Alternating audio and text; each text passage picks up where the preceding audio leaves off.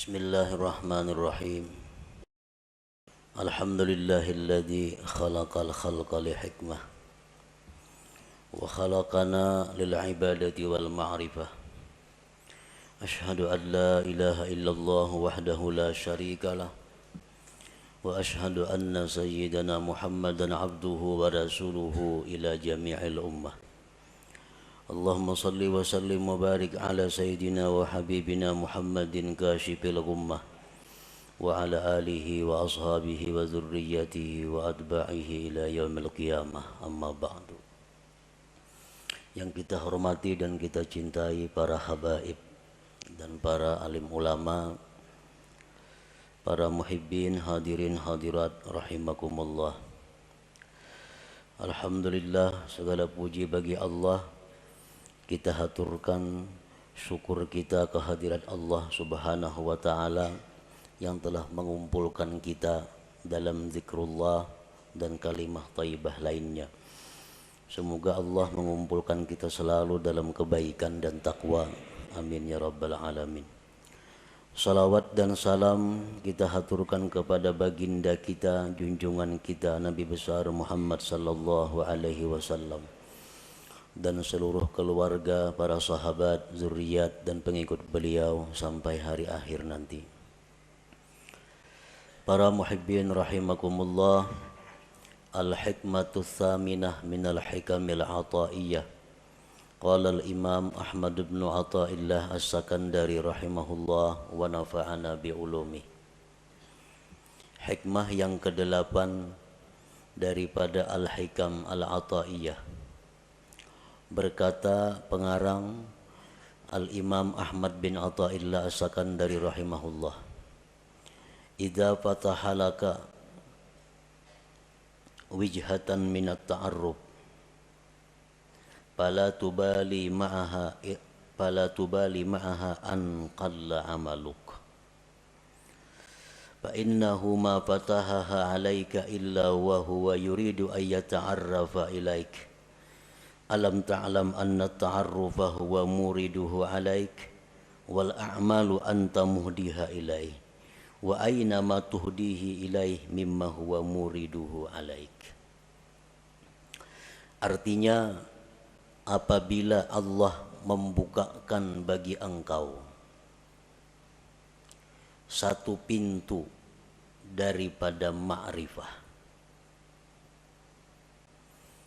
apabila Allah membukakan bagi engkau satu sisi, satu jalan daripada ma'rifat, maka janganlah engkau heran besertanya itu bahwa sedikit amal engkau. Bahwasanya Allah tidak membukakan itu pintu ma'rifah bagi engkau, melainkan bahwa Allah ingin memperkenalkan kepada engkau. Apakah engkau tidak tahu bahwa memperkenalkan itu adalah Allah yang mendatangkan atas engkau, sedangkan amal-amal ibadat itu engkau yang mempersembahkannya kepada Allah? Manakah yang lebih mulia, sesuatu yang kau persembahkan kepada Allah dibanding sesuatu yang Allah datangkan atas engkau? Tentu lebih mulia yang Allah datangkan kepada engkau itu.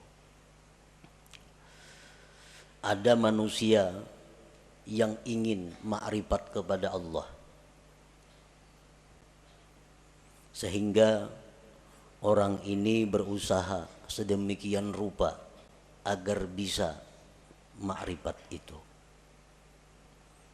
Segala macam amal daya upaya dipersembahkannya untuk Allah, dengan harapan Allah bersedia berkenalan dengan dia.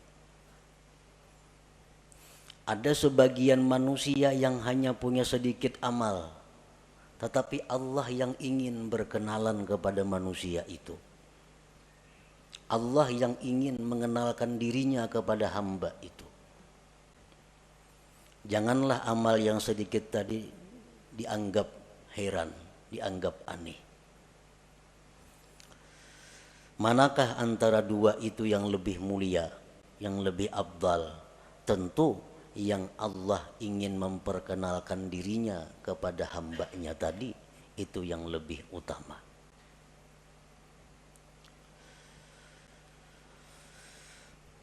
Tanqasimul ma'rifatu ila qismain ma'rifatin ammah wa ma'rifatin khassah.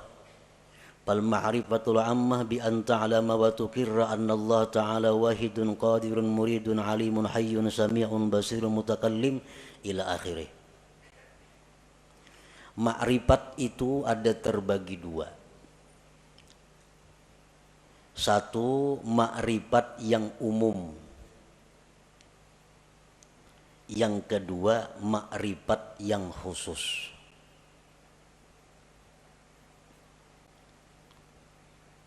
Dalam istilah lain ada yang menyebut ada ma'rifat itu ilmiah, ada ma'rifat itu dzauqiyah.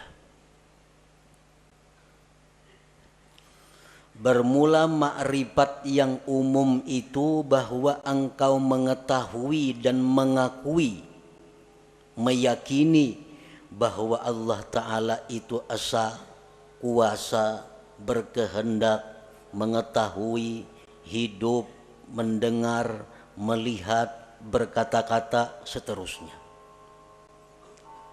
Nah, ini dinamakan adalah ma'rifat ammah, ma'rifat yang umum.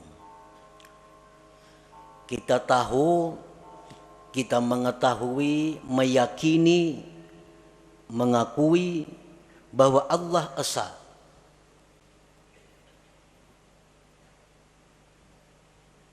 Dan keyakinan kita itu kada bisa diganggu. Siapapun yang mengganggu, tetap kita yakin bahwa Allah itu esa, kuasa, berkehendak, dan seterusnya.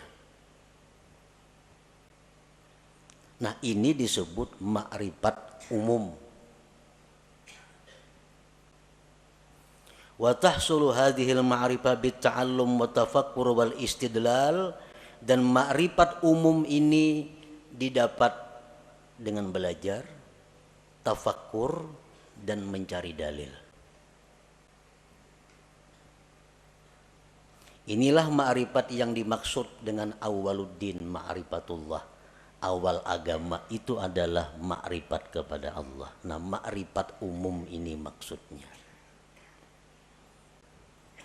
Dan setiap orang yang beriman mempunyai ma'rifat umum ini. Setiap orang yang beriman mengetahui, meyakini bahwa Allah bersifat dengan sifat kesempurnaan, kebesaran, dan keelokan. Maha suci Allah bersifat kekurangan, aib, dan celah. Itu sudah setiap orang beriman.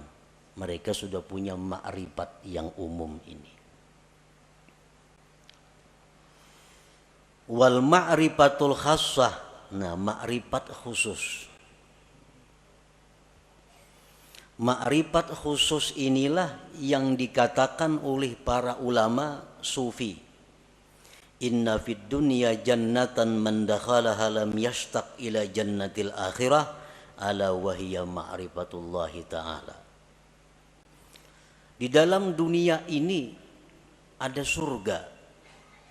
Di dalam dunia ini ada surga. Siapa yang masuk ke dalam surga itu, dia tidak ingin lagi kepada surga akhirat. Surga apakah yang ada di dunia itu? Ialah ma'rifatullah, ma'rifat kepada Allah. Nah, ini ma'rifat khassah, ma'rifat dzauqiyah ngarannya, bukan ma'rifat ammah tadi.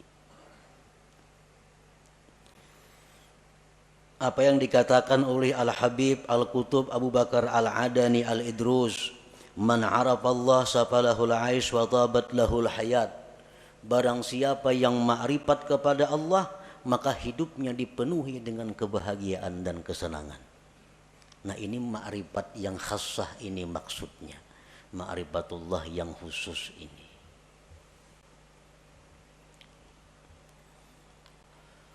Wal ma'rifatul khassah, ma'rifat yang khusus itu bi antazuka an la fa'ila illallah masalah. Bahwa engkau merasakan bahwa tidak ada yang berbuat itu melainkan Allah. Contohnya itu umpamanya. Kita mengetahui, kita meyakini bahwa tidak ada yang berbuat melainkan Allah. Tapi kita hanya ingin tahu dan yakin bahwa la fa'ila illallah. Tidak ada yang berbuat selain Allah. Yang lainnya kada punya daya upaya. Itu kita tahu dan mengakui itu. Tapi kita belum merasai. Belum merasa. Ma'rifat khassah ini adalah orang yang sudah merasa. Orang yang sudah merasa bahwa tidak ada yang berbuat itu selain Allah. Orang yang tahu bahwa madu itu manis. Nya yakin bahwa madu itu manis. Nah, ini sudah ma'rifat dengan madu. Tapi kalau orang yang sudah merasai kayak apa manisnya itu madu, nah ini ma'rifat khassah. Lain dengan orang yang hanya sekedar tahu. Mendengar berita bahwa di Mekah itu begini, begitu bagusnya, begitu indahnya, dengan bermacam-macam dalil, bermacam-macam kabar nang mutawatir bahwa Mekah itu ramai dan indah, sehingga kita yakin bahwa di Mekah itu ramai, Mekah itu luar biasa. Nah, kita sudah meyakini. Tapi andai kita ke sana langsung berangkat ke Makkah, sampai di sana melihat seorang bagaimana Makkah itu, lain rasanya lawan nang hanya sekedar tahu. Nah, itu jualah orang yang ma'rifat kepada Allah ini. Orang nang hanya tahu, hanya ma'rifat bahwa tidak ada yang berbuat hanya Allah, tapi belum merasa, lain dengan orang yang sudah merasa. Kayak apa rasanya? Rasanya nang tidak ada berbuat selain Allah itu. Bi antazuka an la fa'ila illallah masalan. Dengan bahwa merasa engkau bahwa tidak ada yang berbuat itu kecuali Allah. Nah, kalau sudah kita merasa demikian, fala tajidu fi qalbika dhiqatan wa tawbihan fi ma kana wa ma yakunu wa ma sayakun, maka tidak kau dapati di hati engkau kesempitan, mencela pada yang telah terjadi, yang sedang terjadi, dan yang akan terjadi. Orang tuh kalau sudah merasai kayak apa rasanya, keyakinan bahwa tidak ada yang berbuat hanya Allah, merasai sudah itu inya, maka hati orang ini kada sempit lagi. Hati orang ini kada ada lagi mencela terhadap apa yang dihadapinya, baik nang dahulu, baik sekarang, baik yang akan datang. Karena ini sudah merasai bagaimana tidak ada yang berbuat kecuali Allah itu. Seperti apa yang disampaikan oleh khadam Rasulullah sallallahu alaihi wasallam, Sayyidina Anas bin Malik. Ujar Anas bin Malik, aku 10 tahun jadi pembantu Rasulullah sallallahu alaihi wasallam. Tidak pernah Rasulullah itu mencela aku. Tidak pernah Rasulullah itu berkata, kenapa ikam kadaka ini? Padahal ka itu nang baik. Kada pernah. Ini menunjukkan bahwa Rasulullah Shallallahu Alaihi Wasallam itu merasakan sudah bagaimana yang dimaksud dengan la ilaha illallah itu. Nah, inilah ma'rifat khassah.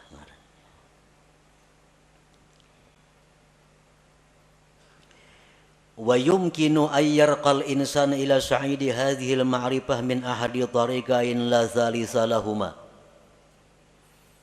Kita bisa mendapatkan ma'rifah khassah ini melalui 2 jalan.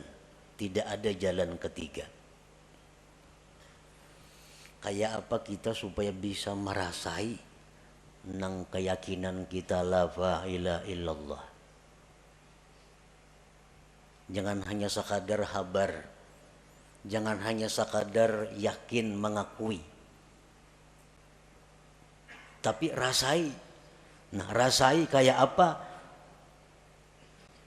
Yang tidak ada berbuat kecuali Allah itu. Nah, supaya bisa merasai itu ada dua jalannya. Yang pertama disebut tariqul hidayah wal inabah. Yang kedua disebut tariqul ijtiba wal istifa. Ada jalan hidayah dan inabah, ada jalan ijtiba dan istifa. Nah, hanya dua jalan itu.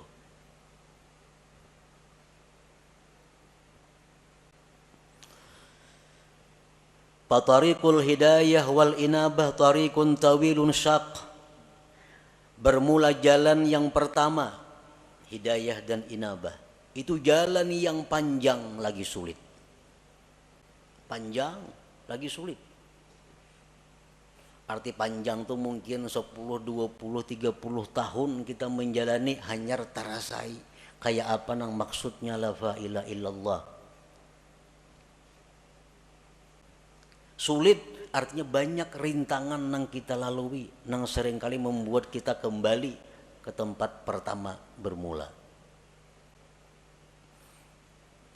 Min ta'allumil ilmi alladhi yuaddi bihi al-ibadata wa ya'rifu bihi sifatin nafsil batinah wa yuqaddimu qabla al-jami' ma'rifata aqidati ahli sunnah wal jamaah wa taubatin nasuh wa tahsinin niyyah wa tasihit taqwa wal wara'i wal zuhdi wa kasratil azkar wal aurat wa ghairi dhalik wa kulluhu yuhdihal abdu ilallahi ta'ala. Belajar dahulu ilmu, nang dengan ilmu itu kita bisa beribadah, bisa sembahyang, berwudu sebagainya. Belajar ilmu mengenali sifat-sifat diri yang batin.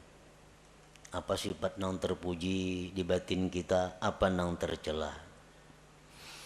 Berakidah ahli sunnah wal jamaah, taubat nasuha, niat yang bagus, takwa yang benar, wara, zuhud, banyak berzikir, banyak berwirid dan selainnya. Itu pekerjaan sehari-hari. Ada yang 10.000 zikirnya sehari. Dan mungkin ada yang berpuluh-puluh tahun hanya diberikan Allah rasa bagaimana itu ma'rifatullah tadi.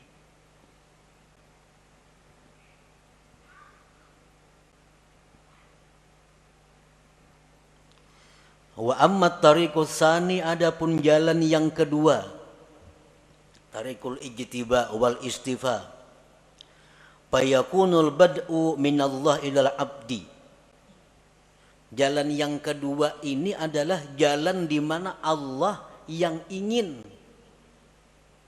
menariknya. Jalan pertama tadi si hamba nang baka hendak. Kisahnya si hamba nang hendak ma'rifat lalu inya beribadah, beramal, berguru. Nah, nang kedua ini adalah Allah yang ingin menariknya.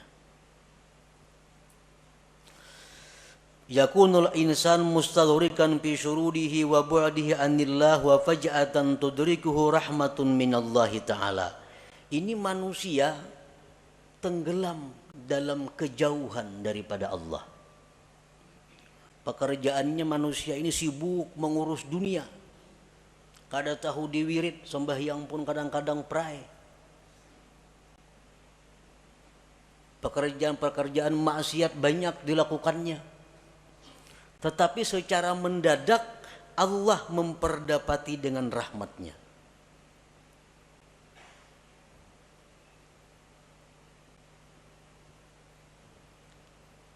Begitu Allah memberikan rahmat kepada orang ini, maka orang ini langsung dirasakan Allah bagaimana rasanya ma'rifat kepada Allah itu. Banyak tokoh-tokoh yang terkemuka yang melalui jalan yang kedua ini, seperti Fudail bin Iyad, Malik bin Dinar, Utbatul Gulam dan lain. Orang yang dulunya sesat, dulunya jahat, tetapi Allah dengan rahmatnya secara mendadak mengejutkan, menarik orang ini. Seperti Fudail, kita mendengar tahu kisah Fudail bin Iyad, orang yang kehidupannya hanya jadi perampok di tengah jalan. Perampok di tengah malam satu hari hendak menaiki rumah kekasihnya. Begitu naik ke rumah kekasihnya, mendengar ada orang mengaji Al-Quran yang ayatnya alam ya'ni lilladzina amanu an takhsha'a qulubuhum li dzikrillah. Begitu ayat itu masuk ke pendengaran Fudail, Fudail terjatuh. Nah, setelah itu Fudail tobat, langsung ditarik oleh Allah Subhanahu wa taala, dirasakan bagaimana ma'rifat kepada Allah. Akhirnya Fudail menjadi salah seorang aulia besar pada masanya itu.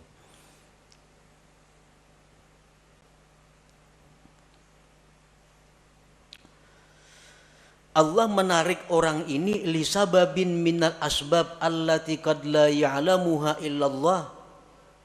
Allah menarik orang ini karena ada sebab yang kadang-kadang sebab itu hanya diketahui oleh Allah.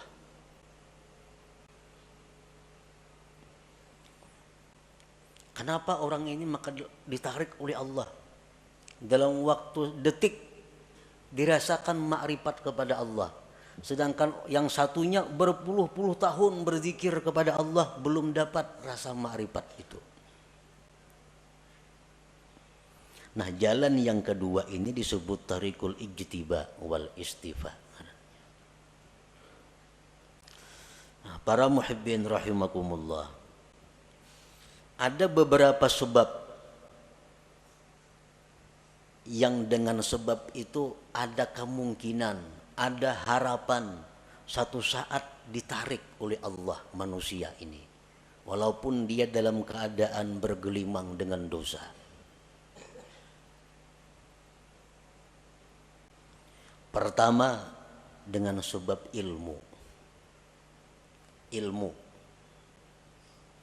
Orang ini pada dahulu mengaji sekolah pesantren, ke majelis taklim, bertahun-tahun udah mengaji demikian, pesantren tamat sekolah, timbul ke kampung bulik buntat, nah, minum arak, berjudi, berzina, pekerjaan. Nah, tamatan pesantren nih. Nah, orang seperti ini pada akhirnya satu saat ada kemungkinan ditarik oleh Allah dengan cara seperti tadi, berkat ilmu yang dia pelajari selama sekian tahun dahulu kala itu. Nah, bisa kena orang ini jatuh sakit, nah, sadar, insaf, dirasakan oleh Allah bagaimana orang yang makrifat kepada Allah itu. Nah, sebab ilmu. Jadi menuntut ilmu ini kada ada ruginya, tak amalakan kah, kada kah. Pokoknya bila ilmu tuh ada keuntungan. Ada keuntungan. Yang kedua, as-sakha, pemurah. Pemurah. Orang ini macam-macam maksiat dilakukannya, tapi pemurah. Pemurah. Pemurah itu dalam arti agama lain dengan arti adat. Ini pemurah dalam arti agama. Artinya orang yang menyumbangkan kekayaannya di jalan yang benar. Ada orang sakit dibantunya, ada orang kesusahan dijulunginya duit, ada orang saleh diberinya duit, ada orang ini dikasihnya duit. Pemurah. Padahal kelakuannya sembahyang tapi sembahyang orangnya. Berjudi mau, minum arak mau. Nah, orang ini satu saat nantinya ada harapan kada pasti juga, ada harapan bisa ditarik oleh Allah. Nah, bisa ditarik dengan pemurahnya itu.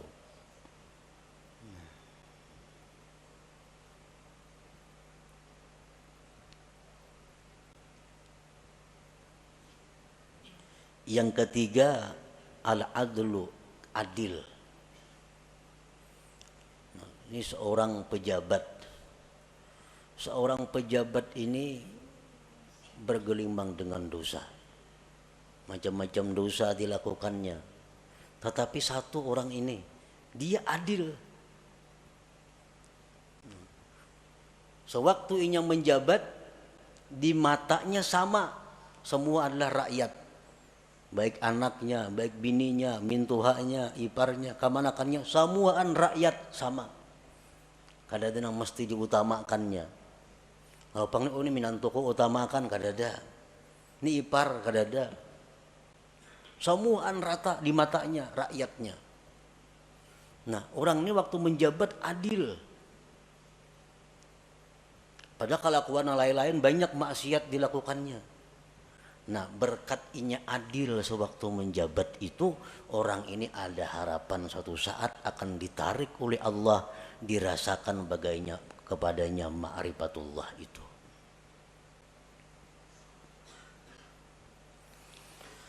Rasulullah sallallahu alaihi wasallam bersabda, tajawazu an dzambis sakhi wa zallatil alim wa satwatis sultanil adil fa innallaha akhadha bi yadihim kullama asara asirun minhum, akhrajahul khatib. Ujar Nabi kita, maafkanlah kesalahan orang-orang alim, orang-orang pemurah, raja-raja, penguasa-penguasa yang adil itu. Karena Allah memegang tangan mereka. Bila mereka tergelincir, Allah yang akan menarik mereka.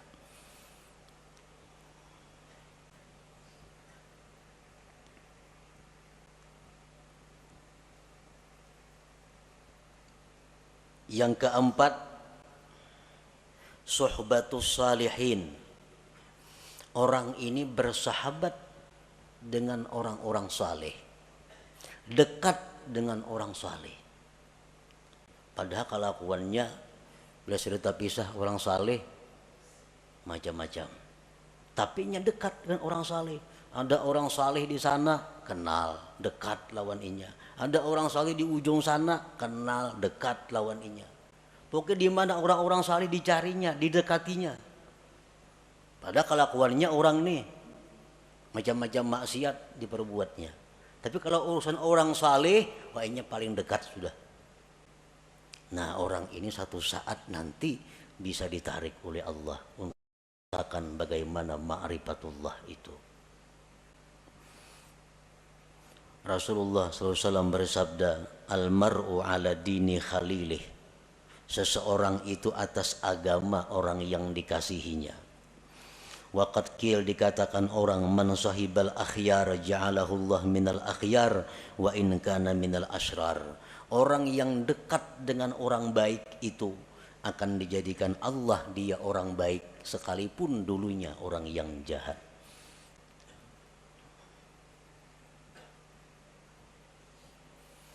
Yang kelima, mahabbatus salihin. Cinta kepada orang-orang saleh atau dicintai oleh orang saleh. Inya ini katuju lawan orang-orang baik, hormat lawan orang-orang baik, cinta lawan orang-orang baik. Atau orang ini kada tahu manahu, cuma orang-orang saleh katuju lawan inya. Nah, orang-orang ahli zikir katuju lawan inya. Orang-orang ahli salawat katuju lawan inyan itu, dikatujui oleh orang-orang baik. Nah, maka orang itu ada harapan nantinya akan ditarik oleh Allah Subhanahu wa ta'ala. Selanjutnya lagi, kasratus salah ala Nabi sallallahu alaihi wasallam. Banyak bersalawat lawan Nabi. Orang ini pemabuk, penzina, penjudi, tapi dalail seminggu sehatam.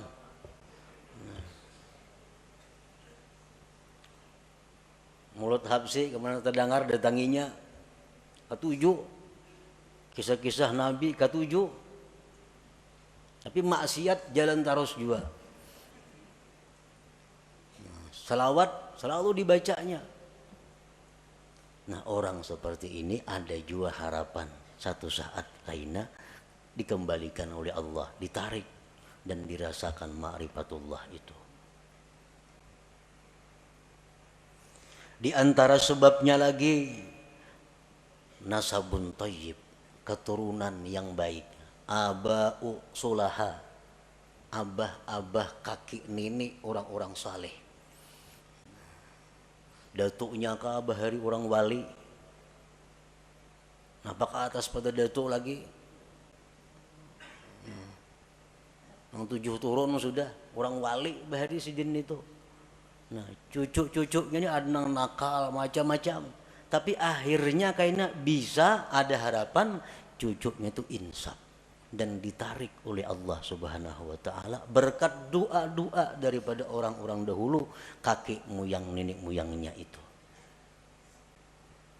Nah, jadi itu bagian daripada sebab-sebab yang dengan sebab itu Allah menarik seseorang ini menjadi kekasihnya dan dirasakannya bagaimana ma'rifat kepada Allah Subhanahu wa taala itu. Nah, para muhibbin rahimakumullah. Setiap manusia yang beriman kepada Allah dan mempunyai keinginan yang tinggi, kehormatan yang tinggi, dia pasti ingin mendapatkan yang disebut ma'rifatullah itu.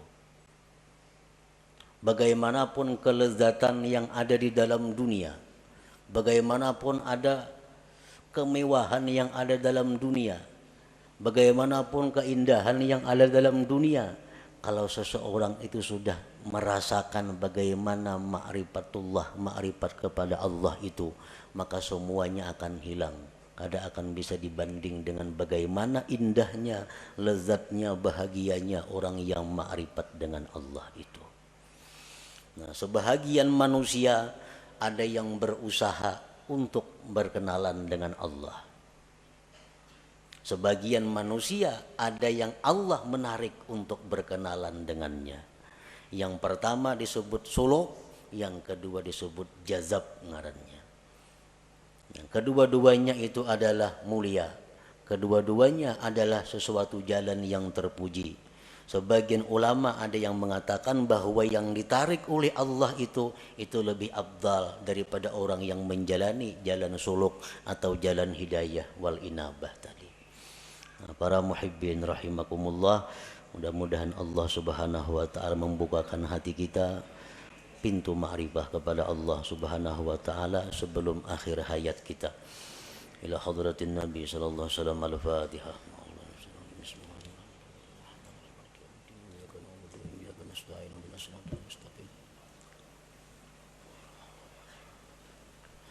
Ya Allah biha, ya Allah biha, ya Allah bi husnil khatimah. Ya Allah biha, ya Allah biha, ya Allah bi husnil khatimah. Ya Allah biha, ya Allah biha, ya Allah bi husnil khatimah. ويا أيها الراجون منه شفاعة صلوا عليه وسلموا تسليما.